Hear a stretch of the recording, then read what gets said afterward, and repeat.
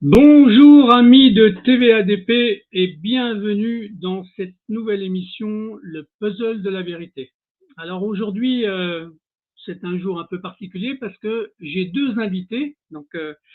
Et les deux invités ont ce qu'on appelle, on va dire, un débat ou un entretien complémentaire. Donc là, le premier qui est arrivé, c'est lui que je vais faire parler parce que il devait être le deuxième, mais la situation fait qu'il va être le premier. Est-ce que Monsieur Michel Chanu, il est dans le quartier? Ouais, il est là. Bonjour Michel, comment vas-tu? Salut Christophe. Ouais, la chronologie des choses, elle va peut-être être un peu changée. Alors bonsoir à toi. Bonsoir à Franck qui nous écoute. Et puis bonsoir à vous tous.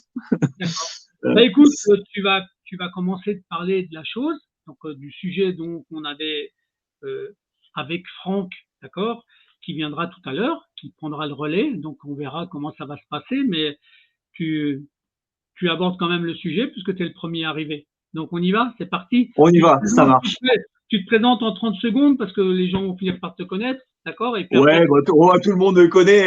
Je suis un bas normand qui depuis 35 ans a eu un parcours un peu particulier. J'ai rencontré des embûches de manière économique dans ma vie. Et puis tout ça m'a conduit à faire de la recherche, à essayer de comprendre. Et puis aujourd'hui, mon cas personnel, je m'en fiche et je m'en contrefiche. Et aujourd'hui, je suis plus à faire de la recherche pour l'intérêt général. bon, Voilà, je suis plus là-dedans.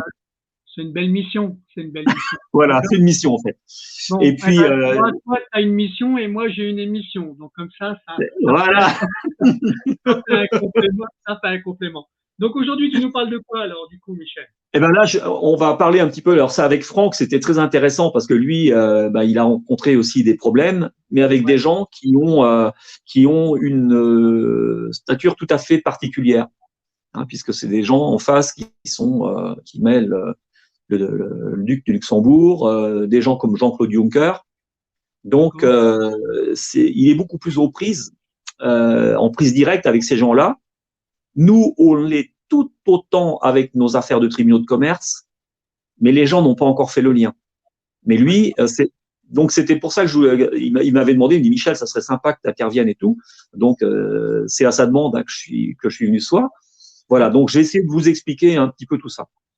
Je vais vous expliquer des généralités, et puis j'espère que ces généralités-là feront consensus. Puis après, on ira beaucoup plus sur le cas perso et particulier de Franck. D'accord, ok. Bon, écoute. Voilà, donc je pense que notre société aujourd'hui rencontre un problème majeur, un et un seul. Je pense que c'est le problème primordial de notre société. En fait, c'est l'accaparement et la spoliation des richesses par une minorité. Ouais. La concentration des richesses dans une petite poignée d'individus. Ouais, c'est une belle synthèse.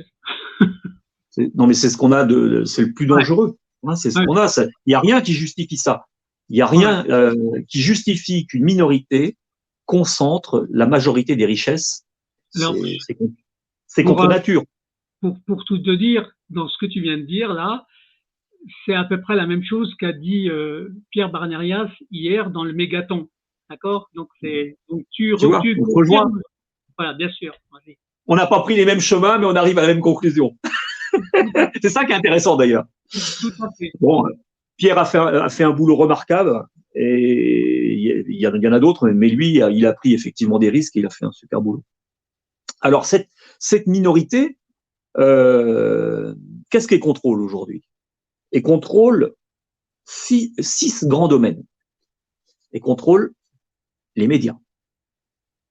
Tous les grands groupes aujourd'hui sont propriétaires de médias, télévisuels, presse écrite ou Internet. Ouais. Il n'y a pas d'histoire. Donc ça, tout simplement un début de propagande. Ouais. C'est tout simplement ça. On prend CNews, c'est Bolloré. On prend derrière Charlotte Dornelas ou Christine Kelly, journaliste de CNews. Charlotte Dornelas, on sait qui c'est la nièce de l'évêque Pierre Dornelas, évêque de Rennes. On sait que derrière, c'est l'Opus Dei. C'est tout l'opus qui tient la Bretagne. Bolloré, qui détient, on sait que c'est le Club des 30, on sait que c'est le Kéréden, l'Institut de Locarne. C'est les puissants lobbies bretons. Donc ces gens-là, effectivement, qu'est-ce qu'ils font par le biais du média, par le biais de la propagande? Ils mettent en place les candidats. Ils défont les politiques. On a vu le cas avec Bolloré. On a fabriqué la marionnette Zemmour. Voilà, on lance des gens en politique, comme on a lancé Macron. Ça marche bien encore, Macron. Ça marche bien. Pour Zemmour, les gens ont retenu la leçon quand même. Pour Zemmour, c'était un canular au départ, mais le canular, on a lancé le chien en jeudi en fait. C'était ça la mission de Bolloré. Mais au départ, c'était soi-disant un canular. Que Bolloré avait fait le pari qu'il lancerait Zemmour. Ouais, comme quoi. Voilà. Donc, après, effectivement, par le biais du média, on tient le politique. Puis ensuite, par le biais du média toujours, on donne l'envie de consommer aux gens, on leur donne le fil conducteur, qu'est-ce qu'ils doivent acheter, qu'est-ce qu'ils doivent consommer, comment ils doivent vivre. On a vu ça avec les 30 Glorieuses, avec l'électroménager, on a vu ça avec les voitures, on a vu ça avec les vacances, on a vu, voilà, on avait toute la propagande américaine qui était faite avec la propagande américaine, et puis derrière, voilà, on a eu toute la consommation. Et la consommation, on l'a aussi organisée, c'est-à-dire que la finance, elle a organisé comment elle allait vendre. Alors ça, il y a peu de gens qui le savent. Il y a peu de gens, très très très peu de gens. Je vais donner l'exemple. Des groupes comme Promodes, un groupe comme Darty, un groupe comme Carrefour, la Fnac, le groupe Accor, Leclerc, tous les patrons de ces groupes ont été formés par le même gourou américain d'origine colombienne. C'est un gourou américain qui a pensé, après-guerre, après le Great Reset de la guerre, comment devait être organisé le commerce en Europe. D'accord. Et ce type, il s'appelait Bernardo Trujillo. D'accord. Non, bon. Voilà. Donc, mais il y a quand même eu 11 000 hommes d'affaires qui sont passés chez ce gars-là. 11 000 hommes, et il y a eu 2347 hommes d'affaires français. Donc, tout ça, ça a été pensé par les Américains. D'accord. Voilà. Alors c'est la naissance du bouleversement de la distribution en France, en fait. Le Great Reset de la grande distribution et des gens qui devaient être des consommateurs. Alors, derrière ça, Promodes, c'était Paul-Louis Allais. Derrière Darty, c'était Bernard Darty. Carrefour, c'était Marcel Fournier. Jacques et Denis de Forêt. La Fnac, c'était André Essel. Derrière Accor, c'était Bernard Duruble. Et puis derrière Leclerc, c'était Édouard Leclerc, qui était bien connu dans son pays de Landerneau pour être un collabo, et même un informateur des nazis. Voilà. Je dis ça, c'est pas gratuit ce que je dis. Et tous ont suivi l'enseignement de ce gourou américain qui s'appelait Bernardo Trujillo. Et ça, peu de gens le savent. Personne ne sait ça, très peu. Ensuite, ces gens-là ont pris le contrôle du milieu bancaire. Tous les échanges commerciaux passent par eux. C'est eux qui font la monnaie. 5e point, on maîtrise l'outil de destruction de la société. Et l'outil de destruction de la société, c'est quoi? C'est la justice. C'est par ce biais-là qu'on élimine les concurrents gênants. C'est par ce biais-là qu'on casse la cellule familiale, qu'on casse l'avenir des gosses. Et comment on tient cette justice? Comment on tient cet outil de destruction? C'est pas compliqué. Par les mœurs. On sait très bien qu'il y a des magistrats qui ont effectivement un certain nombre de déviances. Elles sont connues de tous ces gens-là. Donc on les tient par les cassettes. On les tient par les réseaux. Les réseaux d'influence comme la franc-maçonnerie, on sait tous. que la plupart des magistrats en France sont francs-maçons. C'est un secret de polichinelle, ça. Ouais. On les tient par la carrière, par l'évolution.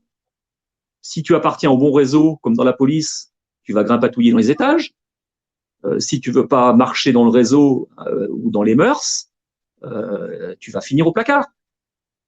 Puis ensuite, on a la mainmise du politique, donc à travers la nomination du magistrat. Et après, on a la mainmise de l'exécutif sur les procureurs. Voilà comment on tient l'outil de casse, de destruction de la société. Donc les victimes, c'est qui? C'est les petits artisans commerçants qui font de l'ombre à la grande distribution. C'est les familles que l'on veut broyer, parce que généralement, quand on a cassé la personne économiquement, soit le patron, mais aussi les salariés, parce qu'à chaque fois que tu as une petite boîte qui se casse la gueule, ça entraîne 8 salariés au fond. Hein, c'est 8 salariés en moyenne qui n'ont plus rien à bouffer quand leur patron s'est cassé la gueule. Et puis donc, on va détruire la famille, et puis après, on va s'en prendre au môme. Ah. Alors moi, je dis déjà d'une part, tu vois, Christophe, je dis que les histoires de divorce, ça ne devrait rien avoir à faire dans un tribunal. D'accord. Il devrait y avoir une... Je peux te couper 30 secondes. On a l'arrivée de notre ami Franck qui vient de Vas-y. sur le réseau. Est-ce qu'on le présente quand même? On lui dit de monter ou pas? Ah ouais, on lui dit de monter quand même. Ah ouais, non, c'est... Alors attends, bouge pas. Donc, est-ce qu'il est là, le gars Franck? Pourquoi tu n'apparais pas à l'écran? Est-ce qu'il a une bonne connexion? J'ai un doute sur sa connexion, mon cher Michel. Donc, je viens lui envoyer un SMS. Donc, tu vas. Donc là, c'est marrant ça, parce que je le vois en dessous, tu vois. Donc, et quand il apparaît pas à l'écran. Donc, vas-y, continue. J'espère qu'il va se reconnecter parce que là, pour l'instant, il a pas de parole, il n'a pas d'image. J'ai que ça. Image, d'accord.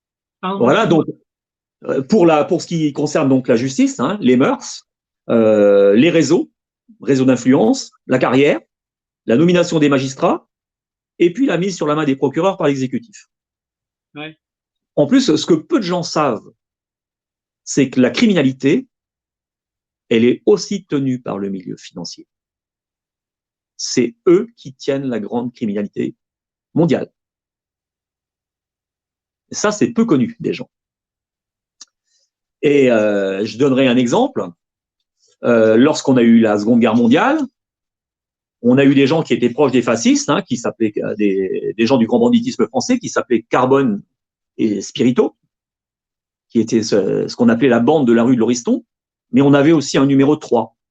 Et ce numéro 3, il s'appelait Étienne Léandri. Ouais. Et Léandri, alors ça, c'est la spoliation des biens juifs, hein, parce que les biens juifs en France, ils n'ont pas été spoliés par les nazis. Ceux qui se sont collés à la sale besogne, c'est les gens du banditisme français et qui en plus bénéficiaient d'une carte de police de la police de Vichy. C'est ces gens-là qui ont été au charbon pour spolier les juifs. Et un type comme Léandri, qui faisait partie de la bande, il s'est exfiltré par l'Italie à la fin de la guerre, mais après, il est tombé dans le giron de la CIA.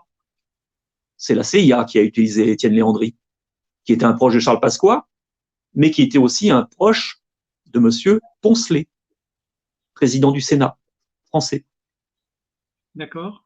Voilà, donc ce gars-là, il était tenu par la CIA, on le retrouve dans les affaires Elf, on le retrouve aussi, Christine de Viejoncourt, on pourrait en parler d'ailleurs, hein, ça. Et on le retrouve aussi dans l'affaire Alstom. Voilà, donc ce mec-là était un criminel piloté par les Américains. Ça, très peu de gens savent. Et là, on est aujourd'hui à un moment crucial. Là, on a un an et demi pour réagir. On est à une croisée de chemin.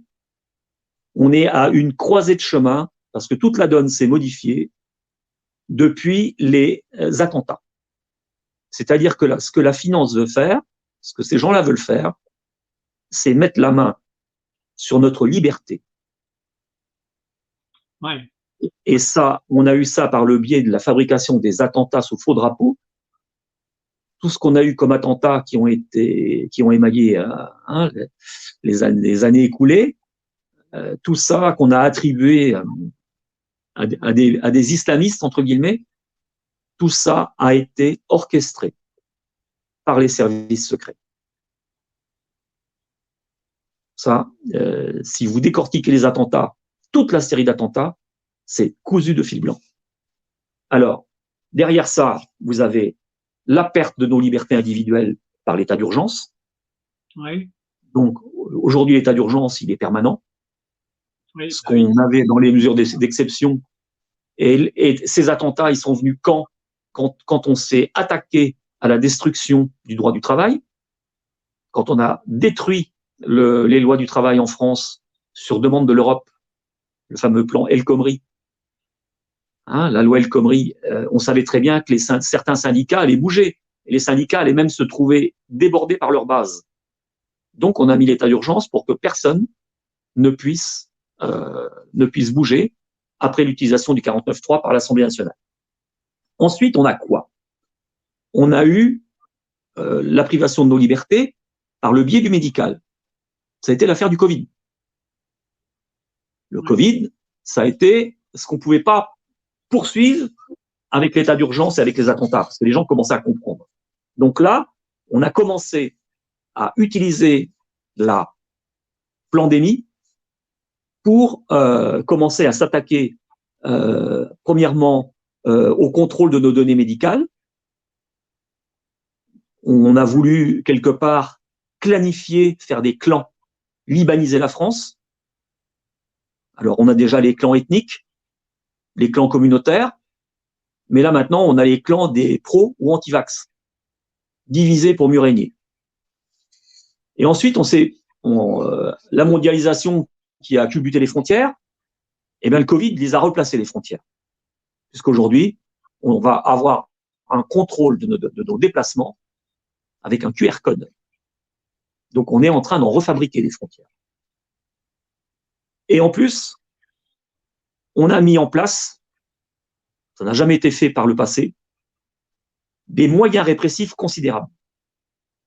Jamais, au grand, jamais, on a connu un tel mouvement de répression en France. Même lors de la guerre d'Algérie. C'est la première fois qu'on a une dimension répressive de telle ampleur. Qu'est-ce qu'on est en train de faire en France? On est en train de créer une police privée. C'est-à-dire qu'on est en train d'encadrer les professions de sécurité. On a créé ce qu'on appelle le SNAPS.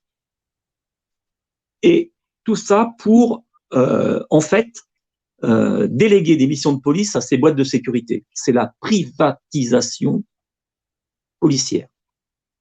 Derrière ça, vous avez un éminent franc-maçon, le grand maître du Grand Orient, Alain Bauer. Et en fait, Bauer, quand je vous parlais des attentats tout à l'heure, est-ce que vous vous rappelez des affaires de Tarnac? Oui. On avait monté une opération barbouzarde en accusant des gens d'extrême gauche d'être entre guillemets, des terroristes, de placer des morceaux de ferraille sur les caténaires. Et en fait, on a attribué tous ces méfaits-là à un monsieur qui s'appelait Julien Coupat, qui venait d'écrire un bouquin. Et il mettait en garde contre les mouvements sociaux à venir. Parce que le capitalisme était poussé à un tel extrême qu'il fallait s'attendre à des débordements de toutes parts. Et ce bouquin, il est tombé dans les mains d'Alain Bauer, qui s'est empressé d'en commander 40 exemplaires et qui l'a refourgué à tout un tas de ministres en disant « Regardez, voilà ce qui va se passer ». Et ça, c'était avant les attentats. Donc, en fait, on a fait toute une série parce qu'on avait prévu que les gens allaient bouger, allaient se soulever. Ensuite, on a un problème avec la police concernant son infiltration par les réseaux fascistes. On sait pertinemment que la police, à plus de 75%, vote Front National. La police, elle est noyautée, infiltrée par des gens du milieu criminel et par des gens d'origine fasciste. Je donnerai 2 exemples. Le dernier en date, c'est l'affaire du Stade de France. Qui on retrouve à côté du préfet Lallemand? On retrouve un monsieur qui s'appelle Pierre-Antoine Thomy. Qui est Pierre-Antoine Thomy? Le frère cadet du parrain des parrains du crime organisé corse, Michel Thomy. Et si on regarde ce qui s'était passé avec les affaires du DPS, le DPS, c'est l'entité de sécurité qui régit le Front National. On a eu un rapport d'enquête parlementaire, on a une commission d'enquête parlementaire qui a rendu un rapport, le rapport 1622, qui s'inquiétait déjà, ça c'est en 99, pour l'infiltration de la police par les milieux fascistes. 1999. Qu'est-ce qu'on a fait aujourd'hui? Rien. N'oublions pas que le Front National a été à l'origine financé par la secte Moon. Tiens, encore un mouvement sectaire. Ça, toutes les personnes l'ont oublié. Donc voilà tout ce qu'on a aujourd'hui. C'est-à-dire que là, on est en train de construire un mouvement répressif d'ampleur pour museler les contestataires. Ensuite, ça entraîne quoi pour les victimes? Pour les victimes, ça entraîne la spoliation de nos biens. Les PME, les PMI perdent leurs entreprises. Les plus fragiles d'entre nous, les anciens, sont foutus sous tutelle, on leur pique leurs biens. Et puis, les salariés qui se retrouvent virés quand leur boîte a fermé, eux, naturellement, ils peuvent plus payer la baraque. Et la plupart du temps, en France, on vit quasiment une crise des subprimes bis. C'est-à-dire que les gens ne peuvent plus rembourser, ils sont saisis. Ça entraîne la précarisation, il n'y a plus d'accès au travail pour les patrons et pour les salariés. Ça entraîne la destruction des familles, parce que quand il n'y a plus rien à bouffer dans la gamelle, les couples éclatent, ce qui est bien normal. Et puis, on a à travers tout ça la destruction mentale des gamins. Regardez ce que ça fait comme dégâts chez un gosse de voir ses parents divorcés. Ouais. C'est pas rien. On s'aperçoit que les gosses de divorcés, les couples, la plupart du temps, derrière, ils tiennent pas. C'est très, très fréquent. Très fréquent. Donc, c'est la destruction mentale des gosses. Et pour la plupart, ça entraîne la maladie. Parce que quand on voit les gens qui ont été spoliés, il faut être d'une structure psychique relativement solide pour pouvoir traverser toutes les épreuves. Donc, la plupart du temps, c'est un mode d'épuration. Et là, maintenant, aujourd'hui, qu'est-ce qu'on va nous rogner? Parce qu'on nous a déjà payé nos moyens de subsistance. Maintenant, on va libaniser le pays, c'est-à-dire qu'on va créer des clans, les anti, les pro-vax, les communautés les unes contre les autres. C'était le but des attentats, monter la communauté française contre la communauté musulmane. Heureusement, ça n'a pas pris. Heureusement, on a des quartiers qui ont été relativement intelligents, qui n'ont pas fonctionné dans le piège à con. Ça, on peut les remercier parce qu'au moins, ils ont été vraiment pas mal sur ce coup-là. Maintenant, on va atteindre à notre liberté de nous déplacer. On a déjà bien atteint à nos libertés privées, parce qu'aujourd'hui, la conversation qu'on a aujourd'hui ensemble, elle passe par le net. Donc, tout ça, nos amis grandes oreilles n'en perdent pas une miette. Donc, la vie privée, on n'en a absolument plus du tout. On est en train d'atteindre à la vie des gens, c'est-à-dire que quand les gens aujourd'hui sont plus rentables, on les a fait payer des cotisations sociales toute leur vie, mais dès qu'ils sont sortis du circuit du travail, c'est l'euthanasie. On a vu ce qui s'est passé avec les groupes Corian, ou tous les EHPAD. On sait très bien ce qui s'est passé. C'est très bien ce qui se passe avec les vax chez les gens qui ont déjà des pathologies. Ça appuie encore plus là où ça fait mal. Donc, en fait, on est en train d'épurer la population. Et puis là, bientôt, on va s'en prendre à notre propriété privée. Alors ça, c'est vrai sur le foncier agricole. C'est la fin, dans 10 ans, des exploitations familiales. La finance aura acquis la plupart des exploitations agricoles en France. Et la propriété privée, on est au bout. Hein, si vous lisez le bouquin de Schwab, vous allez comprendre, tout est planifié, tout est dit dans son bouquin. On sait vers quoi on veut nous emmener, ça dans un délai, disons, de 10 ans. Donc, moralité, on ne peut pas combattre un système si on ne le connaît pas. La première chose, c'est la connaissance du système et comment il fonctionne. Et avoir la connaissance aussi de la manière dont le système s'est construit dans le temps. La nécessité d'aller voir l'histoire. Ah, bouge pas. Est-ce que tu nous entends, Franck? Très bien, ouais.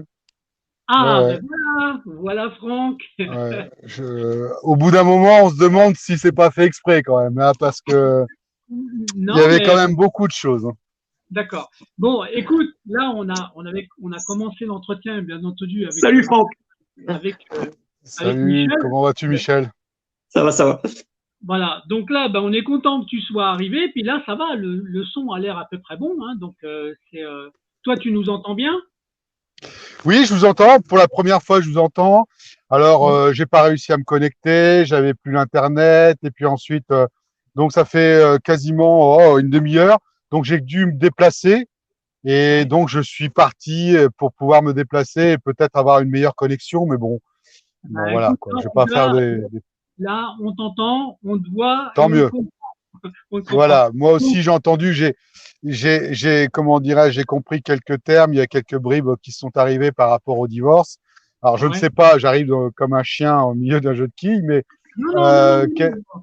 On va. de quoi vous parliez très précisément? Quel était Alors, l'objet en réalité de ben, cette... Alors, Michel, vas-y, explique-lui. Vas-y. on avait, j'ai en fait identifié quel était le véritable problème de notre société, comment les choses fonctionnaient. Puis aujourd'hui, bah, il faut combattre ce système. Mais pour combattre le système, il faut le connaître. Il faut savoir comment ce système-là qui nous détruit s'est construit. Et Oui, c'est puis, vrai. il y a une deuxième chose, c'est que notre savoir personnel, il vaut rien s'il n'est pas partagé. Ça sert à rien, comme moi, d'avoir fait pendant 20 ans, 30 ans des recherches pour garder ça pour moi. Ça sert à rien. Ben, Et ce savoir-là, faut le partager.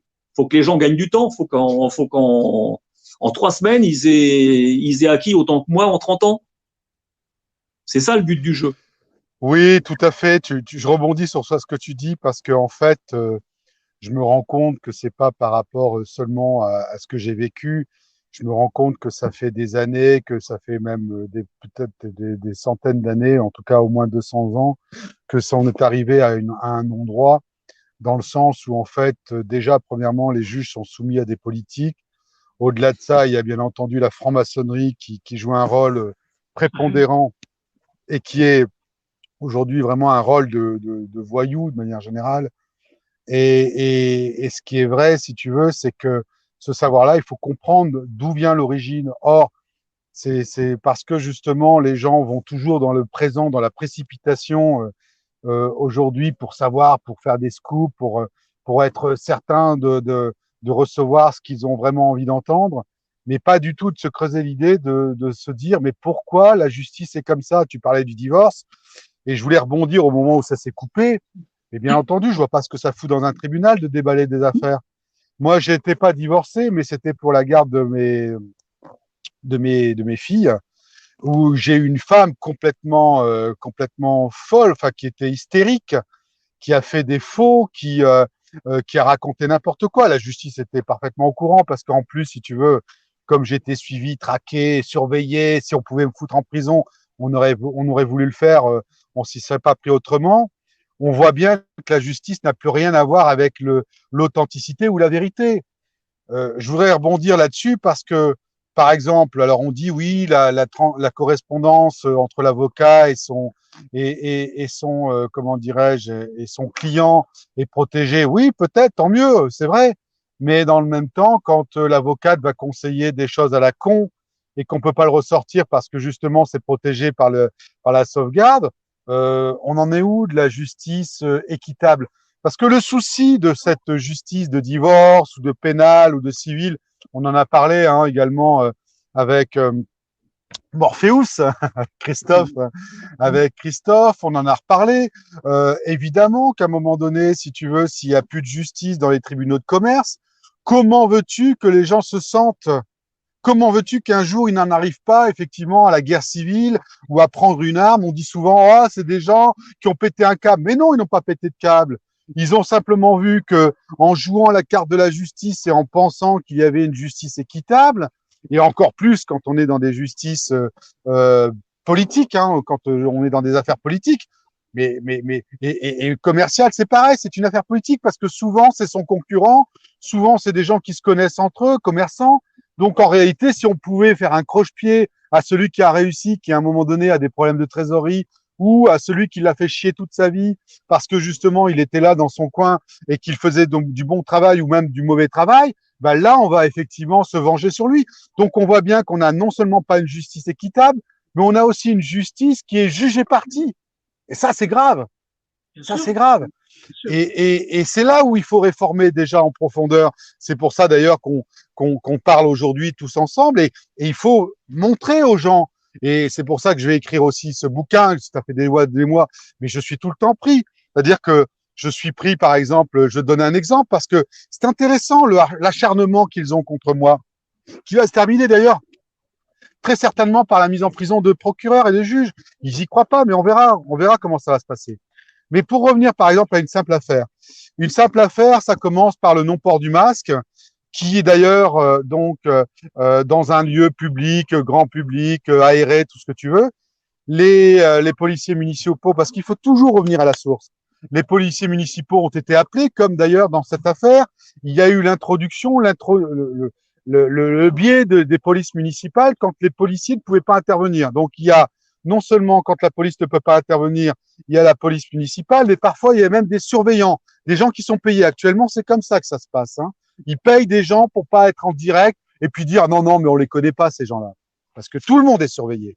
Mais c'est de plus en plus difficile parce que quand tu commences à prendre des photos comme moi ou quand tu commences à avoir des plaques d'immatriculation, c'est vrai qu'il y en a un certain nombre qui sont des fausses plaques qui n'en sont pas, hein, puisque un journaliste a repéré une fausse plaque que j'ai fait dans une plainte criminelle qui est en fait une plaque du gouvernement français.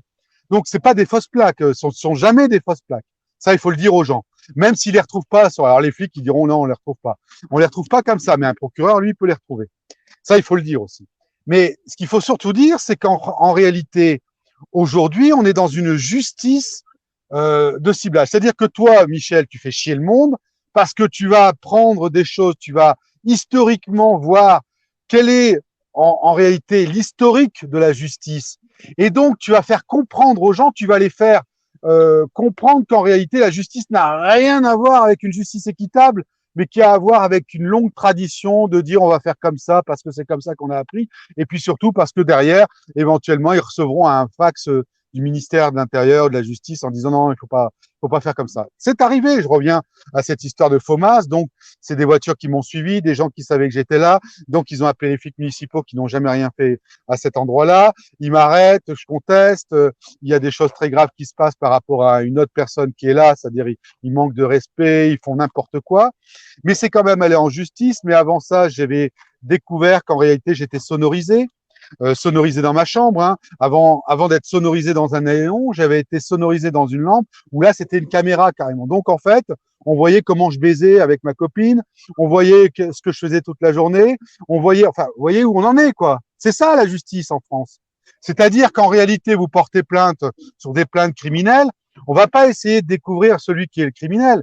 On va essayer d'abord de savoir si on peut pas bloquer la personne parce qu'on va se dire, dans une justice, il faut charge et décharge. Pourquoi une charge? Quand tu es victime de tentative d'assassinat, en quoi tu es une charge? En quoi il faut venir te charger? Est-ce qu'on en est là dans la justice? Il faut bien comprendre ce qui se passe. Hein. Donc, en réalité, je découvre ce néon. Donc, on avait été entendu. Donc, il savait à quel moment mon ami repartait. Et c'est que ça. Donc, aujourd'hui, c'est en justice. Mais pour pas me répondre, ils ont donc essayé de me coller une amende que je réfute, parce que demain, ça sera pas seulement une amende, c'est que la juge qui a décidé de mettre une amende, elle est complice, pour moi, d'une bande criminelle organisée, puisque on sait très bien que le masque n'a servi à rien. On sait très bien qu'au contraire, d'ailleurs, ça permettait de ne pas aérer les gens et de ne pas les ventiler, donc c'est encore plus dangereux. On sait très bien que toutes les études montrent que véritablement, il n'y a rien de mieux que l'immunité naturelle. Mais pour autant, on va quand même sanctionner. Pourquoi on va sanctionner? Et ça, c'est intéressant, parce qu'on revient à ce que certainement vous avez compris depuis très longtemps. C'est-à-dire qu'aujourd'hui, ceux qui sont dans mon affaire, tous les juges qui sont dans mon affaire, je parle de Franck Vouault, Agnès Bluin, Françoise Richard, à Paris, tous ces procureurs sont, dans Luxembourg par exemple, Jeanne O'Neill, Stéphane Maas, tous ces gens ont été promus. Donc si je tombe sur une affaire comme celle de Franck Coustet, je vais pas faire de zèle. Au contraire, je vais essayer de l'enfoncer ou de ne rien faire. Et comme ça, je serai promu. Donc, tu vois, par exemple, Franck Vouault, pour reprendre le cas le plus représentatif, Franck Vouault, c'était un juge d'instruction de Sarreguemines qui a été saisi pour une enquête criminelle pour laquelle je demandais quand même des choses que je connaissais, enfin, que je connaissais. Je savais comment, techniquement, on pouvait retrouver un certain nombre de choses. Et en réalité, si tu veux, non seulement il fera rien, il jugera de l'irrecevabilité en disant non, non, je comprends rien, il n'y a rien. C'est le Luxembourg qui est condamné dans cette affaire. Non, non, c'est le Luxembourg. Alors que je sais très bien que c'est pas que le Luxembourg. Hein. Derrière, d'ailleurs, c'est des gendarmes. Ouais, on va être clair, c'est des gendarmes français. Bon. Et donc, en réalité, si tu veux, il fait rien. Un an après, il est promu à Monaco. T'imagines un juge de Sarreguemines, hein, au trou du cul du monde, il devient juge à Monaco. Et il vient remplacer un excellent juge, apparemment, d'après ce que j'ai pu comprendre, qui était donc Levrault, le juge Levrault, qui était à Monaco, qui avait mis en examen le directeur de la police, il avait mis un certain nombre de personnes nommées, plus il demandait au roi Albert de s'expliquer au prince Albert de s'expliquer sur la société monégasque, la Croix-Rouge monégasque, hein, et il n'a pas été reconduit dans ces 3 ans, il a dû partir à Nice, et on a mis Franck Vouault, qui a tout classé. Il faut savoir que quand c'est à Monaco, le mec, il a le droit à un logement de fonction, il est bien payé, enfin, il est au bord de la mer. Donc, comme dirait l'autre, quand il s'assied sur le fauteuil, je parle des banquiers là, c'est pas de couilles, pas d'embrouille. Je résume la situation parce que c'est ça qui est très grave. Ce qui est très grave aujourd'hui, c'est que les gens s'attendent à une justice qui en a pas, il y en aura pas.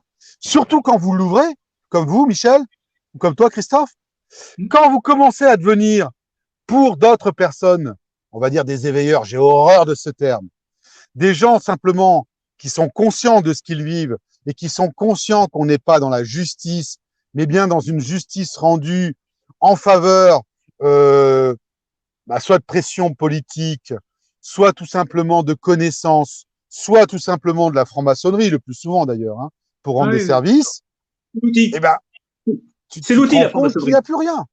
Comment? Non, mais tu sais, Franck, moi je vais te donner un exemple en complémentarité de ce que tu viens de dire, d'accord? Par rapport à ce que moi, personnellement, j'ai vécu. Je sais pas si on me voit parce que… Oui, ça on te voit bien. Mais bon, par exemple, je vais te donner, remonte un peu parce qu'on voit plus que ton crâne. Voilà. Ce que je voulais te dire, c'est qu'il y a un type, par exemple, de condamnation que moi j'ai vécu, je ne savais même pas que ça existait. Je vais te donner un exemple. J'ai attaqué un mandataire judiciaire, d'accord? Je l'ai accusé, j'ai fait des plaintes. Et comme tu le disais tout à l'heure, quand on est la victime, ils font tout pour que tu deviennes coupable. D'accord? Exactement. C'est la l'inversion accusatoire, on appelle ça. C'est ça. On est tout le temps dans l'inversion accusatoire. Mais moi, j'ai vécu c'était en 2018, d'accord? Quelque chose de pas vieux, du coup. Mais par contre, où là j'ai été surpris, c'est que le procureur, comme il devait savoir quand même qu'il allait mentir, ils m'ont condamné, mais j'ai eu un volet étonnant. J'ai été condamné à une amende de 10 000 €, mais avec sursis. Avec sursis. je ferme ma gueule, je paye pas, je l'ouvre, je paye. Tu vois, ça, je savais pas que ça Alors, existait, ça. ça dure il y a une semaine, pour rebondir sur ce que tu viens de dire. Donc, suite à ça, j'ai contesté. Mais en réalité, je l'avais pas fait exprès, hein, avec mes gros doigts. Parfois, ça arrive. Mais là, par contre, c'était pas des manipulations qui étaient de mon propre fait, hein, pour ce soir. Hein. Donc, ça a été volontaire. Hein, je vous le dis tout de suite quand même pour replacer le débat. Hein. J'ai jamais eu de problème de connexion comme ça. Jamais eu de problème d'internet comme ça, puisque j'étais dans un endroit tout à fait couvert. Bref, on va passer le détail. Mais c'est exactement ce qui m'est arrivé une semaine, où en fait, j'avais donc enregistré durant ce débat. Parce qu'il faut quand même savoir que ceux qui étaient là doivent s'attendre par la suite, puisqu'on est bien dans un crime contre l'humanité pour le Covid-19, hein, notamment sur la vaccination, sur le volet vaccinatoire. Et tôt ou tard, ces gens-là seront condamnés. Et si la justice a condamné des gens pour le non-port du masque, pour des choses qui étaient donc incantatoires en fait à du privé, à des valeurs fondamentales, il faut savoir que la justice est également poursuivable à ce moment-là. Et donc ceux qui racontent des conneries doivent savoir qu'en voulant condamner à 400 balles ou en voulant condamner éventuellement avec du sursis, doivent savoir qu'un jour ou l'autre, juge ou procureur, ils seront poursuivis. Alors dans notre justice en France, c'est pas possible. Ça, c'est pas possible de voir un procureur parce qu'ils estiment que c'est pas possible. Bah, ça doit, à l'avenir, ça sera possible. Je vous le dis tout de suite. Non seulement ça sera possible, mais ça sera de fait quelque chose qui sera envisagé. De fait. C'est-à-dire que on va demander les conflits d'intérêts, on va demander effectivement s'il n'appartient à aucune loge, on va demander s'il est élu, bien élu, s'il n'a pas été élu par quelques copains à lui, en tout cas qu'il n'a pas encore une fois de conflit d'intérêt de prise illégale d'intérêt dans cette affaire. Et ces gens-là doivent savoir qu'ils seront poursuivables comme un simple citoyen parce qu'ils ont menti. Mais aujourd'hui, c'est pas comme ça que ça se passe. C'est-à-dire que j'ai enregistré malencontreusement parce que j'avais appuyé 2 fois sur le bouton, ça a déclenché l'enregistreur, je l'ai pas fait exprès. Et à la fin, on va dire, ah, vous avez enregistré, c'est pas légal. Dans tous les tribunaux, on enregistre aujourd'hui. On a le droit d'enregistrer. Aux États-Unis, on a le droit d'enregistrer. On a le droit. Et même à la Cour européenne, on a le droit d'enregistrer. Enfin, on a le droit d'enregistrer dans certains pays d'Europe, en tout cas. Et en plus, le 30 mars, soit 6 jours ou 7 jours après, il y avait un arrêté disant que maintenant, on allait s'ouvrir à la vidéoconférence et qu'on allait pouvoir éventuellement enregistrer enfin les jugements. Et donc, j'étais en médiation pénale, c'est-à-dire à la maison de la justice de Nancy pour ce fait-là. Et on m'a demandé, pour rebondir avec ce que Christophe disait, voilà, donc vous avez enregistré une conversation qui n'aurait pas dû être enregistrée. Je dis oui, enfin depuis le 30 mars, hein, on peut le faire. Ah oui, il dit pour certaines choses c'est vrai, mais pas pour tout. Je dis on a le droit d'enregistrer. Je dis moi c'est pour conserver, hein, c'est pas pour diffuser. Par contre, un jour ou l'autre, il faut s'attendre bien sûr à ce que ces gens qui ont raconté n'importe quoi puissent être poursuivables. Et là il dit donc vous avez enregistré, ça a été effacé immédiatement, mais il me conserve un téléphone depuis 3 mois. Sur quel motif on ne sait pas. Ils n'en ont pas donné. Ni à mon avocat qui n'a pas pu, qui n'est pas allé plus loin, ni à d'autres. Et là, il me dit, bah écoutez, donc, en fait, donc ça a été effectivement effacé sur le coup, donc il n'y a plus rien, donc j'aurais dû récupérer mon téléphone.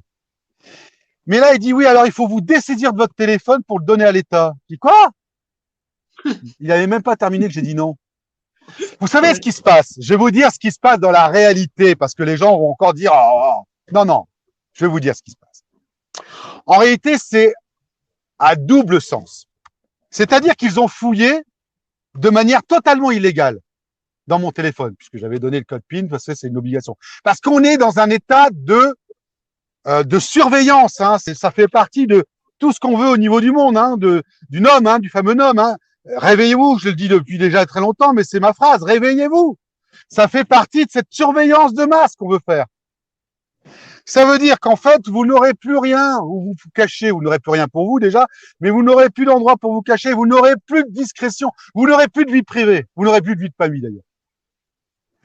Tu valides c'est ça qui veut arriver d'ailleurs en prenant les enfants. Et tu valides complètement ce qu'on vient de dire tout à l'heure. Tu valides totalement. Voilà, sans l'entendre. Donc ça montre bien que ça n'a pas été goupillé ou synchronisé. Sans l'entendre, parce que c'est du réalisme, c'est du vécu. Alors je vous raconte. Ils ont dû très certainement voir un truc là-dedans. Alors attention, il n'y a rien hein, dans mon téléphone, c'est uniquement des photos de mecs qui me suivent, qui me surveillent, des vidéos, des conversations, des choses comme ça. Hein, il n'y a rien de. Mais ils ont dû peut-être pouvoir prendre quelque chose qui permettrait de m'agripper, parce qu'ils cherchaient que ça. Ils cherchaient pas à découvrir la vérité. Ils la savent, ils savent que c'est eux qui sonorisent. Donc ils ont dû découvrir quelque chose et ils disent comme ça sera remis à l'État. Si vous le donnez à l'État, bah on pourra toujours vous poursuivre ou un jour on ressortira cette fameuse conversation que vous n'aviez pas à faire, qui est bien sûr contre moi. Mais le double sens, c'est surtout le fait que comme j'ai des photos d'un certain nombre de gens qui sont des gens, alors on va le dire parce que là aussi il faut pas être dupe, ce ne sont plus des policiers parce qu'ils en ont tellement fait qu'aujourd'hui ils prennent des personnes interposées, des surveillants pour lesquels ils donnent soit de l'argent, alors pas la police, mais ils vont, par exemple, donner un service contre un autre, parce qu'on en est dans le troc. Et donc, on vous dira, mais qu'est-ce qu'il a à voir, ce mec-là? Il a rien à voir avec cette affaire, sauf qu'il t'a surveillé, qu'il a envoyé un SMS, qu'il a dit, comme là, je viens d'arriver, là, je ressors du Luxembourg, j'ai été surveillé comme je le suis toujours en sortant. Toujours, mais pas pour ma sécurité. La sécurité, ils s'en foutent. Si je crève demain, ils s'en foutent. Ils en sont responsables. Hein. Il y a eu plus de 20 tentatives d'assassinat. Je suis tout le temps surveillé, mais ils arrivent encore à m'assassiner. Enfin, à tenter de m'assassiner. Donc, s'ils avaient vraiment voulu une sécurité, ils se collaient à mon cul et puis ils bougeaient plus, quoi. Hein. Mais en réalité, c'est pas ça qu'ils cherchent. Ce qu'ils cherchent, c'est comment on va enculer Franck Poustet. Comment on va essayer de lui trouver quelque chose au pénal. Et ils ont trouvé. Ils ont dit, ah, vous voulez pas rendre le téléphone, alors on vous poursuit en correctionnel. À quel titre? 226-31. Alors, quand il a dit 226, c'est l'atteinte à la vie privée. Et 31, j'ai regardé, je me souviens même plus. Donc, en réalité, si vous voulez, il n'y a pas de vie privée, c'est pas, il n'y a pas d'atteinte à la vie privée. C'est une, comment dirais-je, c'est une conversation dans un tribunal où tout le monde est convié et que eux ont décidé que ça soit feutré parce que la France a décidé toujours d'ailleurs. Derrière, alors il faut se méfier aussi de la vidéoconférence, hein, il faut se méfier de la vidéo parce que derrière il y aura des vidéos qui partiront sur le net et puis là aussi ils pourront faire pression par rapport à ce qui a été dit sur le juge d'instruction en disant vous allez faire ça. Mais aujourd'hui, si éventuellement il faut filmer, c'est qu'il y a tellement peu de droits que ces gens qui font le droit, qui rendent des jugements, devront rendre des comptes. Et il n'y aura aucune prescription pénale. Ils pourront voter comme ils ont voté depuis 5 ans avec 27 députés s'ils le veulent. Ça vaut que dalle. À un moment donné, il faut qu'ils sachent, et je le répète, il faut qu'ils sachent que la justice va passer, la vraie justice. Et là, on va rigoler. Parce qu'on ne peut pas sans arrêt arriver dans un pays qui se déclare un pays des droits de l'homme, alors qu'il n'en est pas, il l'a écrite, juste la déclaration des droits de l'homme, mais il n'en a pas fait plus. Donc on ne peut pas arriver dans un pays qui se déclare la déclaration des droits de l'homme quand on voit un état de non-droit qui n'a jamais été autant si peu respecté.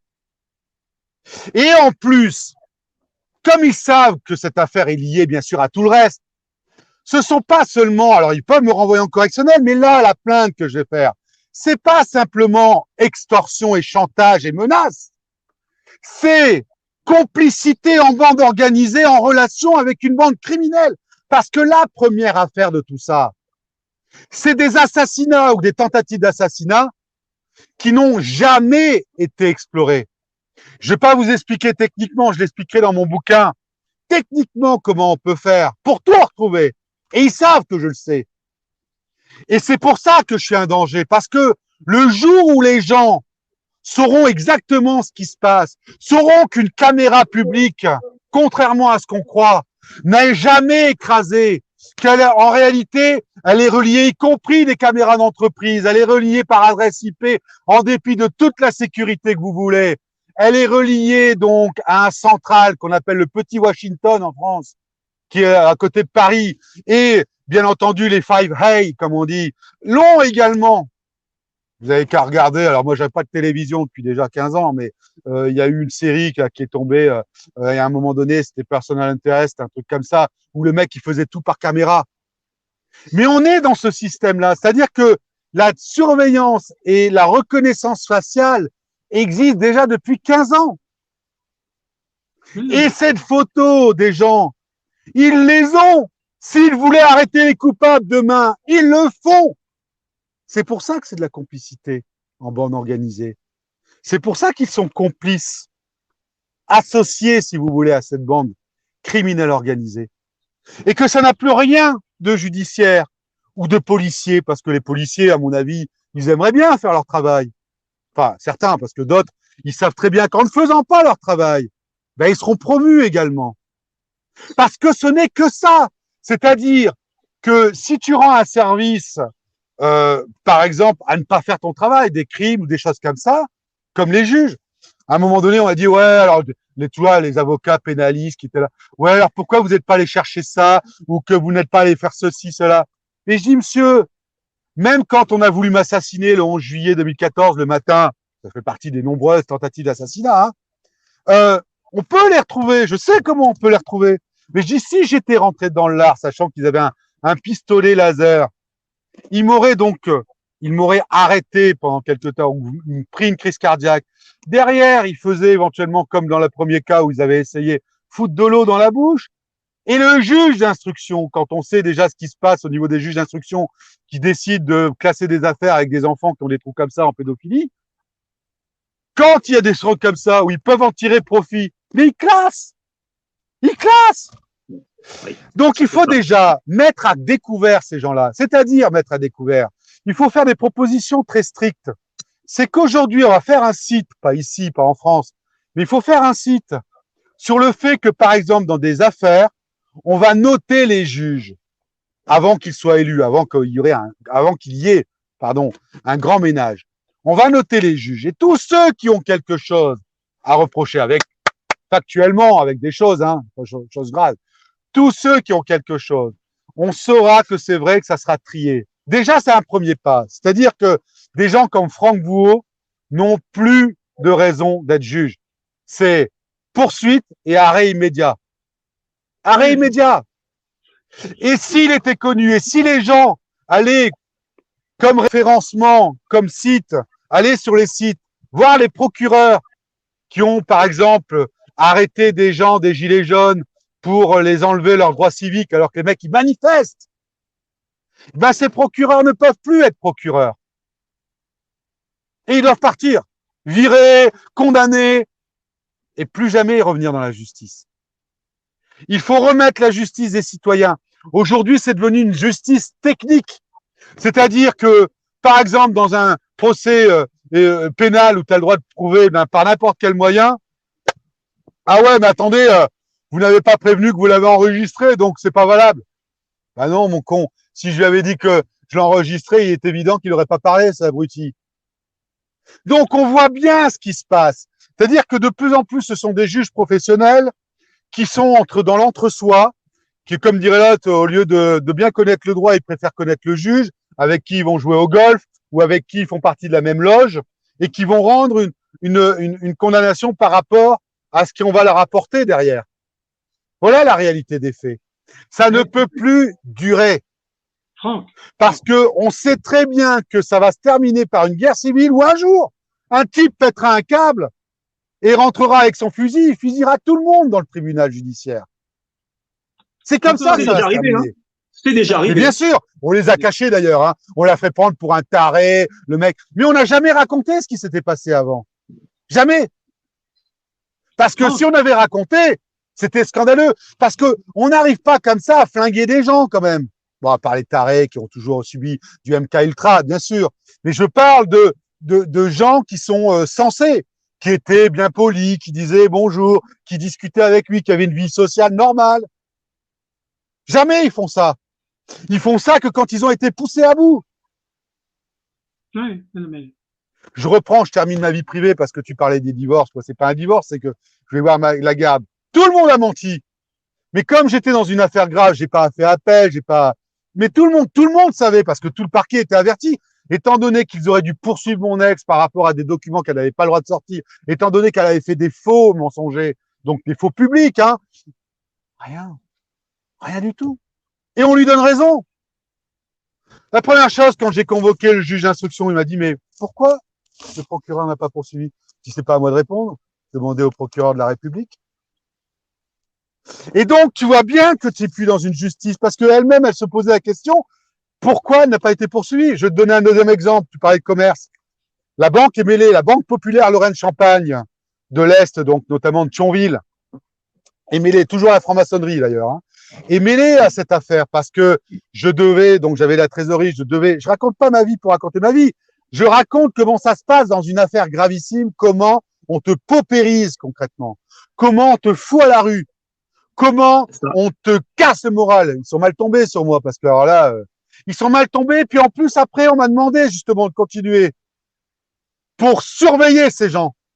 Alors, je leur dis aujourd'hui, peut-être qu'ils vont m'écouter. Messieurs, dames, les 5 prochaines années, en tout cas dans les 5 prochaines, voire les 10 prochaines années, ne prévoyez rien. Parce que la seule chose que vous pouvez prévoir, c'est la prison. Voilà. J'espère qu'ils vont comprendre. Je reviens à cette affaire. La Banque populaire, Lorraine-Champagne, c'était un directeur d'agence. Alors, je vous passe les détails parce que c'est pas ça qui est intéressant. Mais moi, ils me disent, oh, c'est super intéressant parce que j'avais une rentabilité sur mon immeuble. Enfin bref. On devait me financer. On finance que la moitié. Mais j'étais déjà dans l'affaire Juncker. Et un an plus tard, j'appelle mon directeur parce qu'il s'était engagé à le faire. Il dit, oui, c'est vrai, je m'étais engagé. Là, il voit mes comptes, il dit, c'est plus la même chose. Il dit, alors on va faire un billet à ordre. Je dis, pourquoi un billet à ordre? Faites-moi le crédit, t'as le voir. Oui, on va d'abord faire un billet à ordre. Entre-temps, je deviens partie prenante dans cette affaire. Je fais un deuxième billet à ordre. Et là, au deuxième billet à ordre, le directeur me regarde et me fait, Monsieur Coustet, vous savez que Natexis, donc c'est la holding au Luxembourg, hein. Faut bien montrer la connivence. Vous savez qu'elle se porte mal. Et là, je le regarde, je lui fais, mais monsieur, c'est pour ça, enfin, Jérôme, je lui dis, c'est pour ça que vous n'arrivez pas à me financer. Elle me dit, non, non, en souriant, mais je voulais que vous le sachiez. Ils feront jamais de troisième billet à ordre, ils feront un faux qui sera donc analysé comme faux puisqu'ils l'ont écrit à la main, tout ça.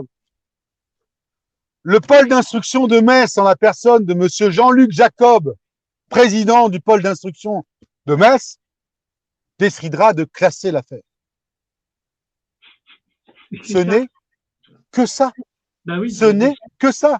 Ces gens-là, c'est prison à vie et tout ce qu'ils ont gagné dans leur vie, allez, retour à l'État. Parce qu'on ne peut pas vivre comme ça en se disant je vais cingler parce que je vais avoir de la promotion et gagner sur tous les tableaux en disant moi, j'ai la force ultime, je peux faire ce que je veux, j'ai la force publique avec moi. Bah non, justement non.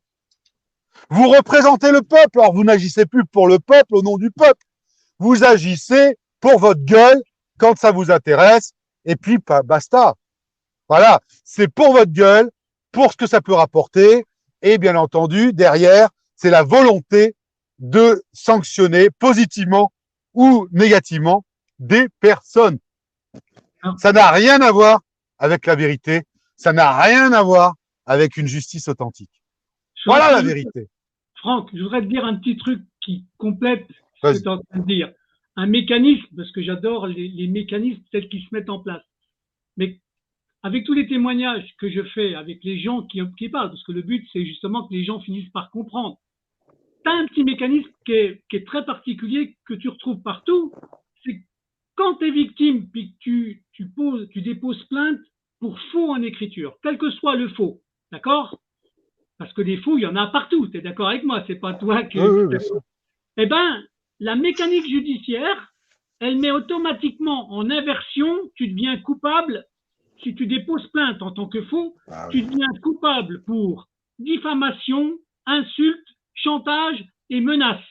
Ça fait que toi qui es victime, qui dépose plainte, tu deviens coupable par le biais de la même justice. C'est quand même... Et ça, tu le vois partout. C'est fou, hein. C'est comme ça.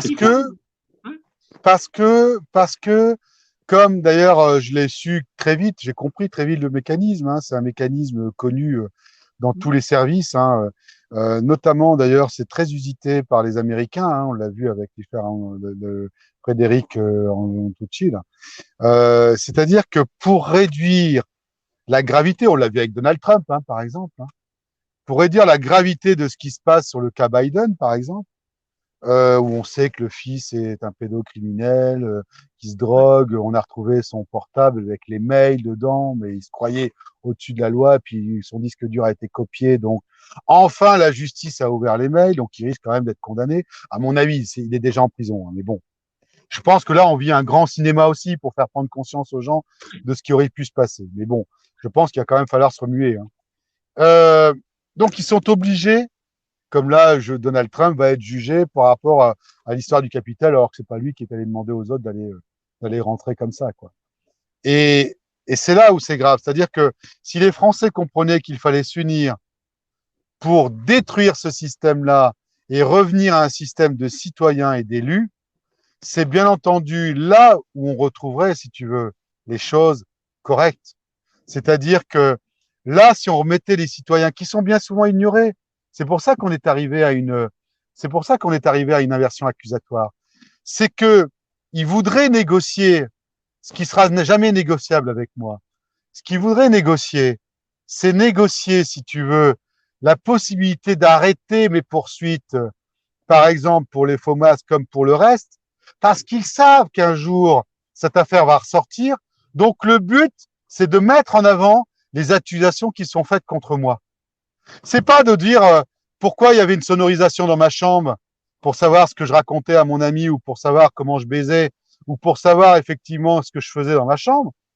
C'est juste pour prendre des phrases, bien sûr, bien déterminées, ce qu'ils ont déjà fait d'ailleurs à Paris dans des faux rendez-vous, dont j'attends toujours les résultats de l'enquête. C'est-à-dire que ça a commencé en 2014 par des fonctionnaires d'État qui se sont fait passer pour des avocats et qui m'ont enregistré et qui m'ont dit, vous savez, parce qu'à l'époque, bon, je vais pas tout raconter parce que c'est trop long, mais à l'époque, j'avais donc joint des avocats fiscalistes et puis un certain nombre de gens.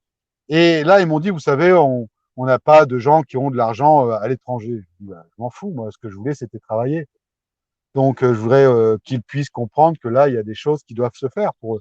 Et donc, et puis je dis, bah, il me dit, oui, mais il n'y a pas d'argent, il n'y a pas de blanchiment hein, dans notre genre de. Non, on fait pas ça. Sous-entendu, toi, tu le fais, quoi. Je dis, mais ça va pas. Je dis, il faut qu'ils soient condamnés. D'ailleurs, c'est marrant, hein, parce qu'en fait, ces gens-là, ils n'ont rien eu. Quand vous regardez, ils ont planqué leur argent pendant des années et des années. Résultat des courses, ils ont eu donc une amnistie qui a été votée par des juges qui ont donc dit, bah oui, alors écoutez, si jamais vous déclarez vos sommes d'argent, vous ne serez pas condamné. Pourtant, le mec, pendant 20 ans, il a gagné de l'argent, il a mis ça à l'étranger sans jamais rien déclarer, et il n'est pas condamné. Il n'est pas poursuivi au pénal. Donc, ça montre bien 2 poids, 2 mesures. Et là, je leur ai dit, maintenant, il faut les deux. Ah, ils m'ont regardé. Mais ils voulaient déjà avoir quelque chose.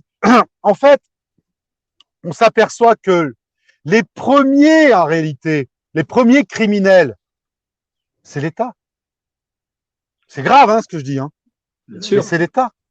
C'est ça. Ce sont des gens de l'État, c'est plus l'État. L'État français, je le respecte, j'ai beaucoup et je respecte également les fonctionnaires, surtout les fonctionnaires qui sont pas à cet échelon tout en haut. Ces fonctionnaires qui font le travail, le vrai travail, qui eux voient ça passer. Il y a une chose qui sont catastrophique. écœurés. Comment? Franck, il y a une chose qui est catastrophique aujourd'hui, c'est que les gens s'en rendent pas compte, c'est que c'est l'économie criminelle avec la complicité des exécutifs qui est en train de prendre le pas sur l'économie réelle. Attendez. C'est le crime qui fait aujourd'hui. Mais faut arrêter à un moment donné. Je suis fiscaliste international, je me suis toujours tenu à jour. Hein, Donc, on parle de McKinsey et on parle des Véran. Mais Véran, qui a été élu, je sais pas comment d'ailleurs, mais Véran, comme Macron, comme d'autres, comment aujourd'hui il n'existe aucune sûreté? C'est-à-dire qu'en réalité, c'est des traçages, c'est des transferts, donc tous les codes SWIFT, on les a. Donc, même si tu le mets dans un paradis fiscal, que tu le mets après, si tu veux, on les retrouve toujours. De quoi l'on parle aujourd'hui? D'ailleurs, c'est pour ça qu'il y a les Paper Leaks, il y a eu les LuxLeaks, il y a eu tous ces gens-là. De quoi l'on parle? Donc, quand on dit, par exemple, pour Vandeleur, oh, on retrouve pas ces SMS, mais c'est une grande connerie. Le serveur, il est là, quoi. Allez au serveur et vous les aurez, ces SMS. Même si elle les a effacés sur son portable, putain. Ça, les gens ne le savent pas dans la majorité des cas. Donc, on est en train d'abêtir les gens. On est en train de les prendre pour des cons. Et les gens disent, ouais, ça va, la justice est sauvée. Elle a effacé ses messages, on peut plus le voir. Bien sûr que si, qu'ils peuvent le voir. Une commission rogatoire va tout de suite le trouver. Tout de suite. Non, mais c'est ce que tu dis, c'est à force de le C'est dire ça qui est grave. que ça va rentrer dans la tête des gens. Hein. D'où l'intérêt de le dire, de le redire. Mais je sais pas si ça va rentrer dans la tête des gens. Si, Je crois qu'à un moment donné, et en plus depuis les vaccins, ils sont un peu marboules. Je pense qu'à un moment donné, les gens ne croient plus, quoi. Ils veulent plus être. On leur fait tellement peur, on leur fait tellement croire des choses que ils peuvent pas se remettre en cause. Parce que se remettre en cause, c'est vivre différemment et croire autre chose. Et ça, c'est difficile parce que comme ils sont tellement formatés par la télévision qu'ils ouvrent tout le temps, même s'ils disent ah ouais mais je la regarde pas, mais elle est jamais éteinte, donc ils écoutent en fond de course. Il y a des messages subliminaux aussi qui transparaissent. Ça aussi les gens ne le savent pas. Donc en réalité, si tu veux, ils sont complètement formatés les gens, mais complètement formatés. Alors il y a des épisodes qui arrivent. Il y en a un en exemple qui est arrivé cette semaine, hein, d'accord, ou la semaine dernière.